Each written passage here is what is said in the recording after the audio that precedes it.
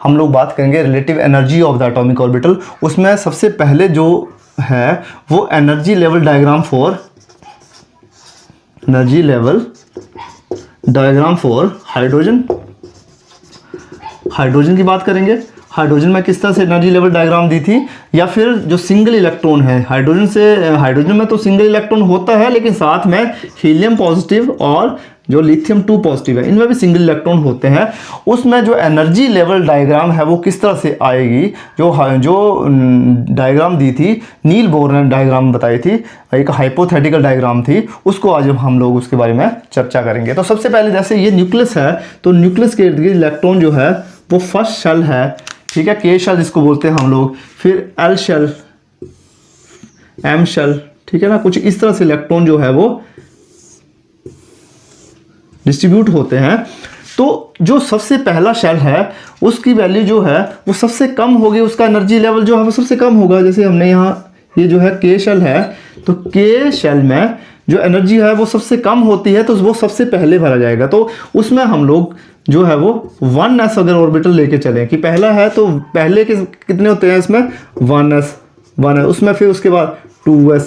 ठीक है। अगर दूसरा शेल है तो उसमें कितने होते हैं 2s और 2p, ये सब शेल होते हैं। पिछले टॉपिक में यहाँ कर चुके हैं कि p में कितने ऑर्बिटल होते हैं, 3 ऑर्बिटल होते हैं। p सब शेल में कितने ऑर्बिटल होंगे, 3 ऑर्बिटल होंगे। यहाँ पर कितने होंगे 2s है, और ये कितना आएगा 2p, 1s उसके बाद 2s और उसकी 2p, ठीक है। अब ये 2s और 2p जो है वो इक्वल एनर्जी में है, ये इक्वल एनर्जी लेवल में है, तो इन दोनों की एनर्जी क्या होगी, ज़्यादा होगी। और 1s की कम है, तो इससे एनर्जी जो है वो जैसे जैसे इस तरह से ऑर्बिट बढ़ते रहेंगे,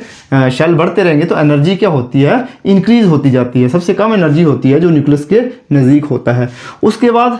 इंक्रीजिंग ऑर्डर में थर्ड में गए, तो थर्ड में s ऑर्बिटल है तो 3s,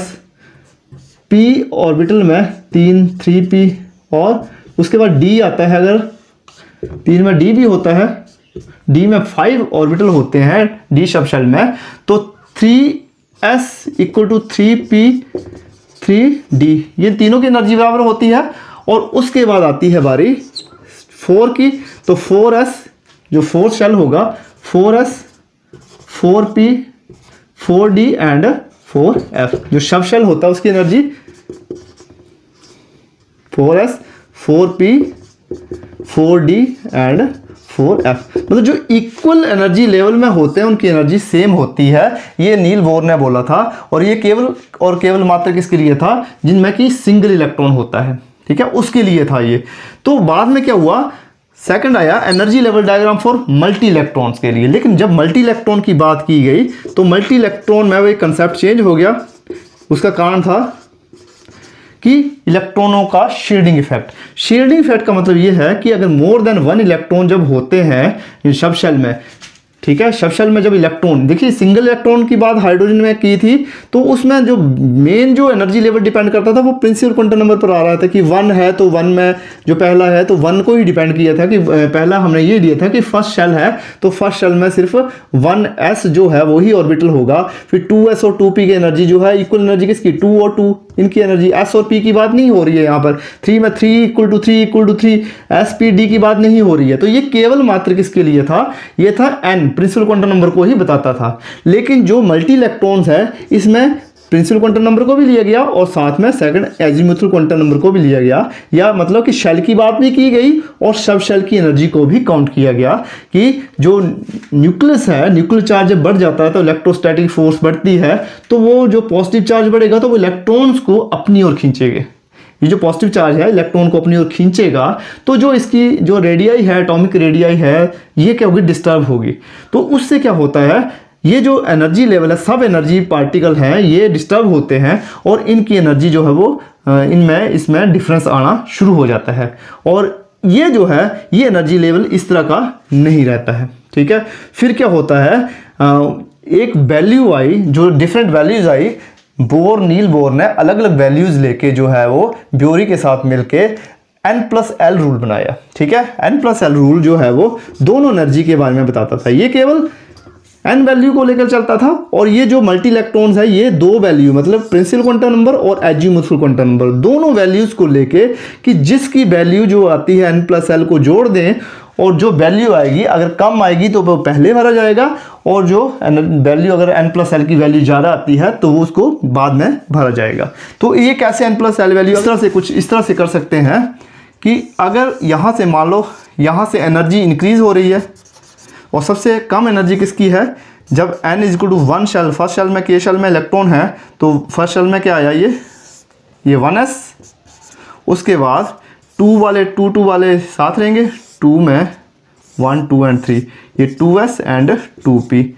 ठीक है, फिर 3s 3p और d में 5 3d 1 2 3 4 5, और उसी तरह से 4 यहाँ से क्या आ गया 2s 3s 3p 3d, और यहाँ से 4s 4p उसके बाद 4d और 4f 1 2 3 4 5 6 एंड 7, ये इस तरह से यहाँ 7 ऑर्बिटल बनेंगे। This is equal to 4f, ठीक है, इनफाइनाइट। हम लोग एनर्जी लेवल डायग्राम, ठीक है, फॉर मल्टी इलेक्ट्रॉन्स, पहले क्या किया हमने एनर्जी लेवल डायग्राम किसके लिए की, फॉर सिंगल इलेक्ट्रॉन के लिए। अब मल्टी इलेक्ट्रॉन के लिए मोर देन 1 इलेक्ट्रॉन आता है तो एनर्जी लेवल डायग्राम जो वो चेंज हो जाती है, और वो किसके कारण है, न्यूक्लियर चार्ज बढ़ता है तो इलेक्ट्रोस्टैटिक इफेक्ट जो है उसके कारण जो है वो एटॉमिक रेडियस डिस्टर्ब होती है, और शील्डिंग इफेक्ट भी है एक कारण उसका, तो वो उसके कारण जो है वो एक नई जो इलेक्ट्रॉनिक कन्फिग्रेशन जो बन के तैयार आती है, एक नई जो एनर्जी लेवल डायग्राम बन के तैयार होती है, वो किस तरह से है उसके बारे में हम लोग आज चर्चा करेंगे, ठीक है। तो सबसे पहले एनर्जी लेवल डायग्राम जो मल्टी इलेक्ट्रॉन्स के लिए है, जो सिंगल इलेक्ट्रॉन के लिए है, वो कैसी थी, वो 1s, वो क्योंकि डिपेंड करती थी वो प्रिंसिपल क्वांटम नंबर पे, तो 1s किसके बराबर होता है, 1s की सबसे कम थी एनर्जी, ठीक है, उसके बाद इंक्रीजिंग में 2s, ये सेकंड था, तो 2s is equal to 2p, ठीक है, और उससे ज़्यादा 3s is equal to 3p is equal to 3d, and last में क्या था ये, इसमें सिंगल इलेक्ट्रॉन में 4s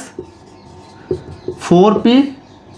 4d एंड 4f, इस तरह से थी। लेकिन उसके बाद जो मल्टी इलेक्ट्रॉन की बात आई तो ये इक्वल इसको नहीं माना गया, क्योंकि उसमें इन्वॉल्व था जो सेकंड एनर्जी, जो सब एनर्जी लेवल है वो भी इसमें इन्वॉल्व था, मतलब n तो इन्वॉल्व था ही, साथ में क्या था l की वैल्यू भी उसमें इन्वॉल्व थी। तो उसको लेके क्या किया गया, एक रूल दिया था बोर ने मिलके किसके साथ दिया, ब्यूरी के साथ, तो उसको बोला जाता है Bohr's Bury rule, Bohr's Bury's rule, दोनों ने ये रूल दिया था। और क्योंकि इसमें प्रिंसिपल क्वांटम नंबर तो था ही शामिल, साथ में क्या था जो एजीमुथल क्वांटम नंबर है या फिर एल, ये एन क्या बताता है, मेन एनर्जी लेवल, ठीक है, और एल क्या बताता है, सब एनर्जी लेवल, ठीक है, तो सब शेल को एल बताता है और एन क्या बताता है, शेल्स को, ठीक है। इन दोनों के जोड़ को, इन दोनों के एन और एल के जो जोड़ को है, वो जो एक नंबर आता है, अगर वो कम आता है तो पहली शर्त तो ये है कि अगर जो कम आएगा जो वो पहले भरा जाएगा, उसको पहले लिया जाएगा, और जो ज़्यादा आता है उसको बाद में लिया जाएगा। तो यहाँ ऐसे नहीं है 2s 2p 3s 3p, तो 3d जो है वो 4s जो है वो 3d से पहले आता है, ठीक है। तो वो क्यों आता है उसको हम लोग देखेंगे। पहले हम लोग इसी तरह से लिखते हैं कि 1s, उसके बाद कौन सा आता है 2s 2p 3s 3p 3d 4s 4p 4d 4f, उसी तरह से अगर 5 की बात करें 5s 5p 5d 5f 6s 6p 6d